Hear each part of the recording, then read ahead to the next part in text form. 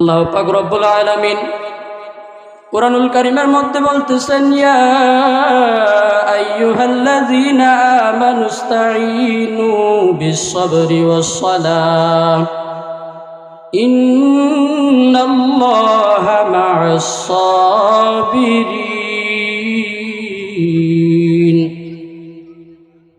ইয়া আইয়ুহাল্লাযীনা আমানুস্তাঈনু, হে ঈমানদারগণ, তোমরা তাকওয়া অর্জন করো, আল্লাহকে ভয় করো, ধৈর্য ধারণ করো, সালাতের মাধ্যমে সালাত কায়েম করো, সালাত আদায় করো।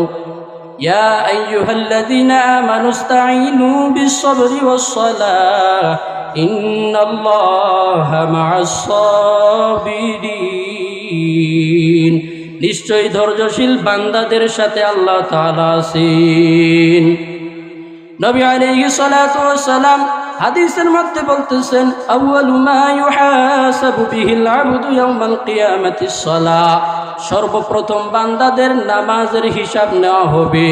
ও ভাই, আমরা যারা নামাজ পড়ি না, পড়ার চেষ্টাও করি না, এরা কাল হাসরের মাঠে ইয়াউমাল কিয়ামতের দিনে আল্লাহর কাছে, আল্লাহর আদালতে হিসাবদাহি করতে হবে। বাবা, আল্লাহ পাক রব্বুল আলামিন বললেন, ও নবী, আপনি জানায়া দেন, আমি আল্লাহ তাআলা এমন একটা দিন বান্দার জন্য সৃষ্টি করে রাখছি, এমন একটা সময় আমি বান্দাদের মাঝে দিব, সেই সময়টা আর বেশি দিন নাই।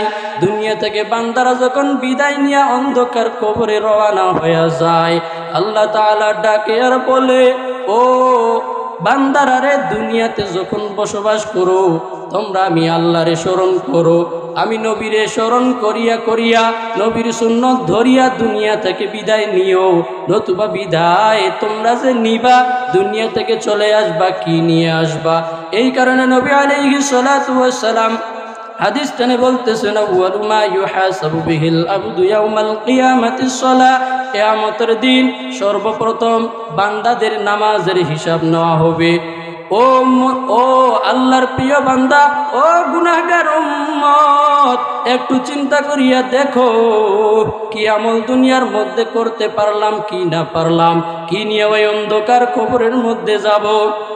নবী আলাইহিস সালাতু ওয়াস সালামের কাছে একজন ফেরেশতা, নবী আলাইহিস সালাতু ওয়াস সালামের কাছে একজন বান্দা আসলেন, একজন উম্মত আসলেন। আসার পরে বলতেছেন, ইয়া রাসূলুল্লাহি, ইয়া হাবিবাল্লাহ, আল্লাহর হাবিব, আমি 3 প্রকারের গুনাহের কাজ করি, কিন্তু গুনাহের কাজ ছাড়তে পারি না। নবী আলাইহিস সালাতু ওয়াস সালাম বললেন, কি 3 প্রকারের গুনাহের কাজ করো, একটু পেশ করো।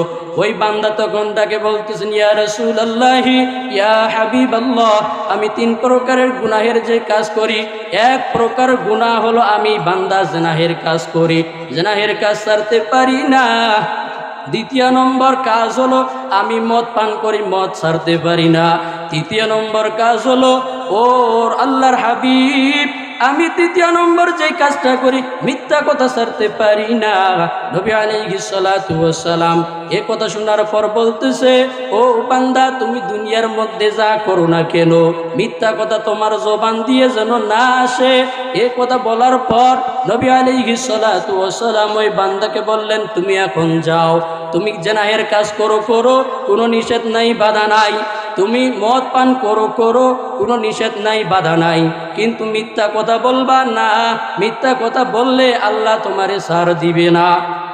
ওই বান্দা ফিরে আসার পর যখন মদের বোতল হাতের মধ্যে নিছে, মদের বোতল হাতে নিয়ে যখন মুখের দিকে দিবে ভাব, এমন সময় মদের বোতলের দিকে তাকায় দেখে একজন আল্লাহওয়ালা বুজুর্গ বান্দা, পাগড়ি মাথায় ঘোরানো, পেছানো। ওই বান্দা কি করতেছেন? জিকির করতেছেন।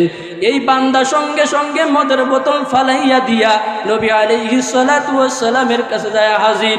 ইয়া রাসূলুল্লাহ, ইয়া হাবিবাল্লাহ, আমি যখন মদ পান করতে যাইয়া দেখি যে মদের বোতলের মধ্যে একজন আল্লাহওয়ালা বান্দা।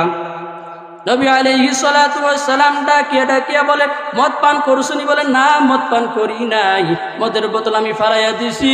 তারপরে প্রশ্ন করলেন, ইয়া রাসূলুল্লাহ, ইয়া হাবিবাল্লাহ, আমি তো জিনাহের কাজ ছাড়তে পারি না। নবী আলাইহিস সালাতু ওয়াস সালাম বললেন, তুমি মদ পান করা ছেড়ে দিছো, এখন তুমি জিনাহের কাজের মধ্যে লিপ্ত হও। ওই বান্দা যখন জেনাহের কাজ করবে, এমন সময় জেনাহের কাজ করার আগে আগে ঘরের দরওয়াজা জানালাগুলো সব বন্ধ, জেনাহের কাজ করবে করবে ভাব, এমন সময় আল্লাহ তাআলা এমন একটা ভয় ওই বান্দার ভিতরে ঢুকায় দিছেন। কেমন ভয় ঢুকায় দিছেন, ওই বান্দা গুনাহের কাজ করতে যায় দেখে আমি যে গুনাহের কাজ করতেছি, আমি যে জেনাহের কাজ করতেছি, দুনিয়ার কেউ না দেখলে একমাত্র আমার উপরওয়ালা তাকায় আছে, দুনিয়ার মধ্যে কেউ না দেখুক, দেখেন কে? ওই বান্দা যখন জেনাহের কাজ করতে যায় এই কথা যখন স্মরণ হয়ে গেছে, দুনিয়ার কেউ তো আমারে দেখে না, দুনিয়ার কোনো মানুষ আমারে দেখে না, আমার মা দেখে না, আমার বাবাই দেখে না, আমার ভাই দেখে না, আমার বোন দেখে না, আমার স্ত্রীও দেখে না, আমি যেই জেনাহের কাজের মধ্যে লিপ্ত হইতেছি দুনিয়ার কেউ দেখতেছে না। কিন্তু বাবা তাকায় দেখছো নি, একজন তাকায় আছে, তিনি আমার আল্লাহ। ওই আল্লাহ তাকায় তাকায় দেখে আছেন, ওই বান্দার দিকে নজর করিয়া আছেন। এই বান্দার অন্তরের মধ্যে যখন এই ভয় ঢুকে গেছে, বান্দা জেনাহের কাজ ছাড়িয়া দিছে। এই বান্দা তখন নবী আলাইহিস সালাতু ওয়াস সালামের কাছে যায় বলতেছেন, ইয়া রাসূলুল্লাহ, ইয়া হাবিবাল্লাহ, আমি যখন জেনাহের কাজ করব এমন সময় আমার মাথার মধ্যে চিন্তা চলে আসলো, হায় রে আমি কি করতেছি, ঘরের দরওয়াজা জানালাগুলো সব বন্ধ করিয়া জেনাহের কাজের মধ্যে যখন লিপ্ত হব, এমন সময় আমার অন্তরের মধ্যে ভয় ঢুকে গেছে, দুনিয়ার মধ্যে কেউ না দেখলে আমার আল্লাহ তাকায় আছে। নবী আলাইহিস সালাতু ওয়াস সালাম মিথ্যা কথা বলা কিন্তু নিষেধ করছে। যে বান্দা আমি তিনটা গুনাহের কাজ করি, সেই তিনটা গুনাহের কাজ হলো মদ খাওয়া বাদ দিতে পারি না, জেনাহের কাজ বন্ধ করতে পারি না, মিথ্যা কথা ছাড়তে পারি না। নবীর সাথে পরামর্শ করলেন, নবী আলাইহিস সালাতু ওয়াস সালামে পরামর্শ দিলেন, বান্দা তুমি দুইটা গুনাহের কাজ করো, এক নম্বর মদ পান করো, দ্বিতীয় নম্বর জেনাহের কাজ করো, তৃতীয় নম্বর মিথ্যা কথা তুমি বান্দা জবান দিয়া উচ্চারণ করবা না। এই কথা বলার পর বান্দা যখন মদের বোতল হাতে নেয়, মদের বোতল হাতে নিয়ে তাকে তাকে দেখে মদের বোতলের ভিতরে একজন আল্লাহওয়ালা বান্দা জেনাহের কাজ করতে যায়, অন্তরের মধ্যে ভয় ঢুকে গেছে, দুনিয়ার মধ্যে কেউ না দেখলে আমার দেখতেছেন আল্লাহ। এই কথা বিশ্বাস করিয়া নবী আলাইহিস সালাতু ওয়াস সালামের কাছে বলতেছেন, ইয়া রাসূলুল্লাহ, ইয়া হাবিবাল্লাহ, আপনি কি ওষুধ আমারে দিয়ে দিলেন? নবী আলাইহিস সালাতু ওয়াস সালাম বলতেছে, ফায়দা পাইছনি বান্দা, ও উম্মত ফায়দা পাইছনি? বলে হ্যাঁ। কেমন ফায়দা পাইলা?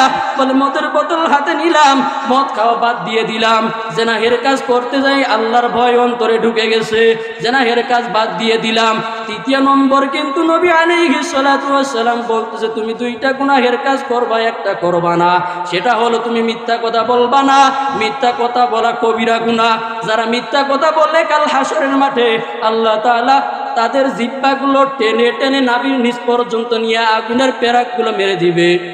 আগুনের পেরাকগুলো মেরে দেওয়ার পর ওই বান্দা চিন্তা করবে, হায় হায় আফসোস, আমি কি করলাম, কি উপায় হলো আমার, কি করলাম দুনিয়ার মধ্যে। নবী আলাইহিস সালাতু ওয়াস সালাম এই প্রশ্ন করার পর, এই উত্তর দেওয়ার পর ওই বান্দাকে নবী আলাইহিস সালাতু ওয়াস সালাম একটা উপায় বাতায় দিলেন, বান্দা এখন তুমি যাও, ও উম্মত তুমি এখন যাও, যাওয়ার পর কি করবা, তোমার একমাত্র করণীয় কাজ কি? ওই বান্দা আসার পর নবী আলাইহিস সালাতু ওয়াস সালাম সুন্দর করে বুঝাই দিলেন, বান্দা তুমি এখন যাও, যাওয়ার পর সুন্দরভাবে উযু করবা। উযু কেমনে করবা নবী আলাইহিস সালাতু ওয়াস সালাম দেখায় দিলেন। এইভাবে উযু করার পর তুমি 2 রাকাত সালাত আদায় করবা। আদায় করার পর আল্লাহর দরবারে দোয়া করবা যে আল্লাহ, আমি 3টা গুনাহের কাজ ছাড়তে বড় অক্ষম হয়ে গেছিলাম, 3টা বড় কাজ করতে পারতাম না। সেই 3টা কাজ হলো, 1 নম্বরে গুনাহের কাজ ছাড়তে পারতাম না। কেমন গুনাহের কাজ? আমি জেনাহের কাজ ছাড়তে পারতাম না। দ্বিতীয় নম্বর গুনাহের কাজ, আমি মদ পান করা ছাড়তে পারতাম না। তৃতীয় নম্বর, আমি মিথ্যা কথা বলা ছাড়তে পারতাম না। এই প্রশ্ন যখন নবী আলাইহিস সালাতু ওয়াস সালাম বললেন, মানার সঙ্গে সঙ্গে কামিয়াবি দান করলেন কে? কে দান করলেন? কামিয়াবি দান করছেন আমার আল্লাহ। একবার মুসা আলাইহিস সালাতু ওয়াস সালাম একবার মুসা আলাইহিস সালাতু ওয়াস সালাম রাস্তা দিয়ে হেঁটে হেঁটে তুর পাহাড়ের দিকে রওনা, আল্লাহর সাথে কথা বলবেন। এমন সময় মুসা আলাইহিস সালাতু ওয়াস সালাম যখন রাস্তা দিয়ে যাইতেছেন, একটা পাথর কান্না করতেছেন, ইয়া রাসূলুল্লাহ, ইয়া হাবিবাল্লাহ, ও আল্লাহর হাবিব মুসা আলাইহিস সালাতু ওয়াস সালাম, ও আল্লাহর দোস্ত, তুমি যে রাস্তা দিয়ে যাইতেছো, কোথায় যাইতেছো? পাথর চোখ দিয়ে পানি পড়তেছে, পাথর কান্না করে করে ডাকে আর বলে, হে মুসা তুমি কোথায় যাও? মুসা আলাইহিস সালাতু ওয়াস সালাম বলতেছেন, আমি আল্লাহর সাথে কথা বলার জন্য তুর পাহাড়ে রওনা করছি।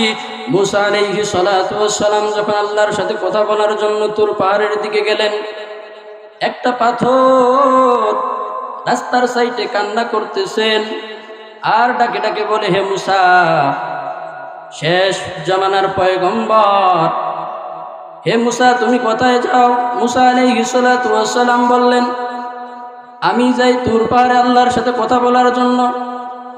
ওই পাথর কান্না করে করে বলতেছে, হে মুসা, তুমি যে আল্লাহর সাথে কথা বলবা, আমার কথাটা একটু জিজ্ঞাসা করিয়া নিও যে আল্লাহ আমারে জাহান্নাম দিবে না জান্নাতের মধ্যে দিবে। পাথর কান্না করে করে যখন এই কথা মুসা আলাইহিস সালাতু ওয়াস সালাম রে বললেন, মুসা আলাইহিস সালাতু ওয়াস সালাম আল্লাহর সাথে কথা বলার জন্য রেডি, আল্লাহর সাথে কথা বলতেছেন।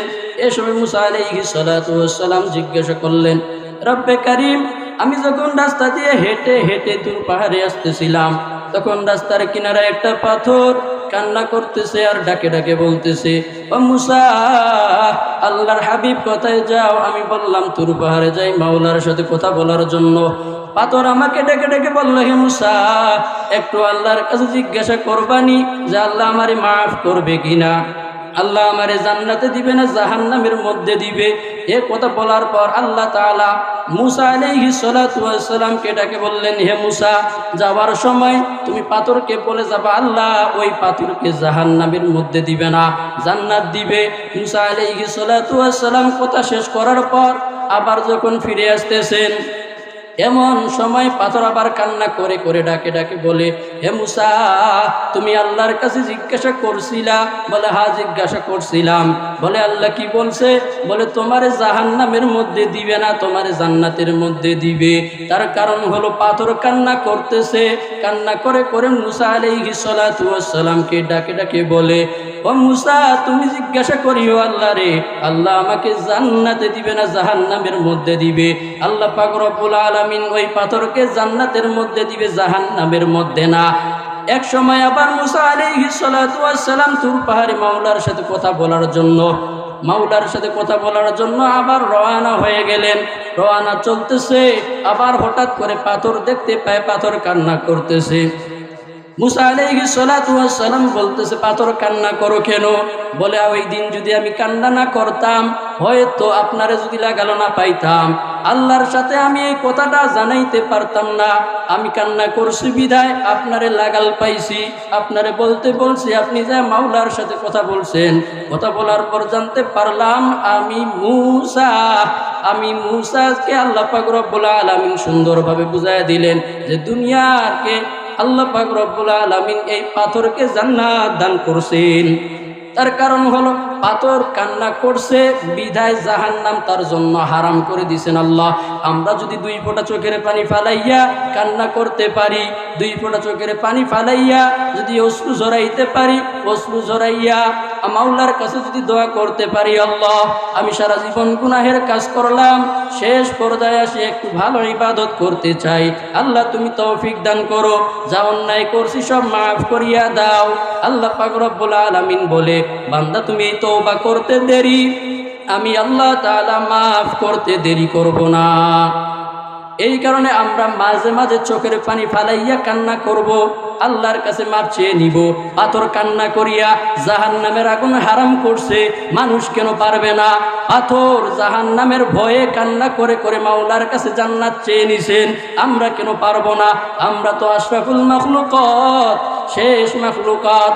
এই মাখলুকাত যদি আল্লাহর কাছে দোয়া করে সরাসরি কবুল হয়ে যায়, আমরা যদি দোয়া করি মাওলার কাছে, মাওলা আমাদের দোয়া কবুল করবে। আমরা যদি দোয়া করি আল্লাহ আমি জাহান্নামের ভয়, আল্লাহ জান্নাত পাওয়ার আশায়, আল্লাহ আপনার কাছে মাফ চাইতেছি, আল্লাহ আপনি মাফ করিয়া দেন, গুনাহের কাজ সারিয়া দিব, গুনাহের কাজ করব না, খাটি দিলে যদি তওবা করতে পারি, এই তওবা আল্লাহ তাআলা কবুল করবেন। আল্লাহ পাক রব্বুল আলামিন তওবা কবুল করিয়া ওই বান্দাটাকে পাথরের মতো জান্নাত দান করবেন।